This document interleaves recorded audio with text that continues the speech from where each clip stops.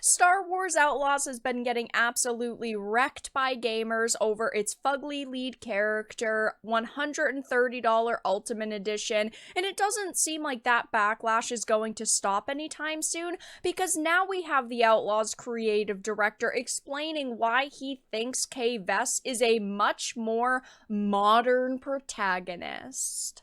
I have a few things to show off, but before we get into the topic, if you enjoy the content I create, check out the links in the description, follow me on social media, and consider supporting through Patreon or through YouTube memberships. Now, whenever I hear the word modern, instant red flags, because obviously, yes, things evolve, things progress as time goes on. But if that's all you have to offer and show for your product, that it's a modern product, it's not going to sell. People want the same kind of content in entertainment that they wanted 10 years ago, 20 years ago, and that's not a problem. But of course, creatives in the industry, whether it's Hollywood or video games, they think that they need to make something for a modern audience, which of course doesn't really exist. In the closest group of people we have to that are sensitive snowflakes on social media, and Star Wars Outlaws has already faced a ton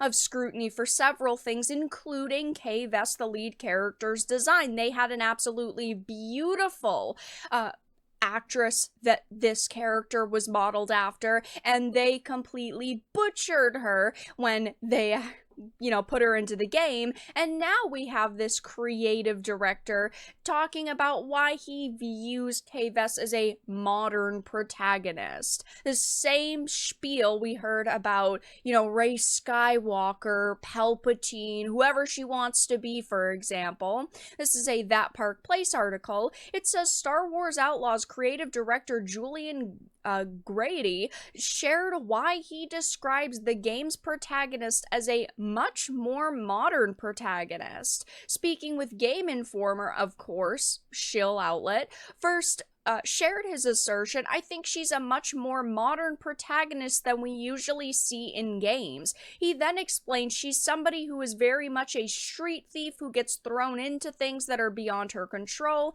and that she kind of has to think her way out of, and that makes it a little bit more relatable than somebody who has all of the confidence and sarcasm and just comes across as somebody who is not believable. So having her be relatable in that way was something extremely important for us. Now, yes, as human beings, we are often thrown into situations that we don't feel comfortable in, that we have to kind of think ourselves a way out of. And yeah, sure, that's relatable, but at the same time, bounty hunting and smuggling and, going around the galaxy in this massive ship, those are not relatable things, right? So by saying she's a modern protagonist simply because she's relatable is quite absurd, seeing as there are plenty of characters in entertainment that are on a surface level not relatable at all whatsoever, because they do these insane things, or they're the heroes of the story, or they're the villains of a story. What you need to be able to relate to is, their courage, their bravery, their sensitiveness, all of these different things that make a human tick, and that isn't any different than it has been in storytelling since the beginning of forever, basically, right? Even if you look back at Greek mythology, we're talking about figures who are,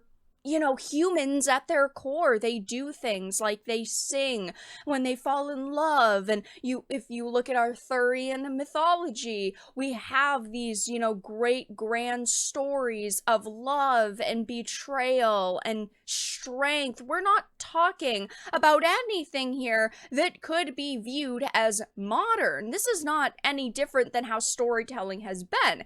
This to me genuinely comes across as this individual, this creative director saying, of course, our product is really good. Why is our product really good? Because it's different. But then they don't explain anything at all that is different about Kay Vess and what makes her unique. He's not giving us any information on why we should like her, what drives her in her life. And maybe it's just because they don't want to reveal too many details already about this game and who she really is. But at the same time, if you're going to come out and you're going to do interviews, you should probably give people information that is really going to draw them in. Like right now, Star Wars Outlaws is facing massive scrutiny on social media. And if you're going to go into interviews, you should be giving us really solid information, and you should be trying to convince us what you think about this game so far is totally valid, but I'm gonna make you excited about this game and rethink your stance on this game. But these people, they're not marketers, and they most certainly don't know how to actually get people excited for their products. He also previously told Edge magazine that his team intentionally tried to make the character more relatable by having her be a rookie. He explained that the team wanted her to be a little bit more relatable, so they made her more of a rookie, a petty thief who ends up in a situation that's much bigger than they ever expected. I mean, again, sure, you can say this, but the things that she's doing are in no way, shape, or form relatable. So they're throwing this word around like it means something when they're describing something that isn't the same at all whatsoever.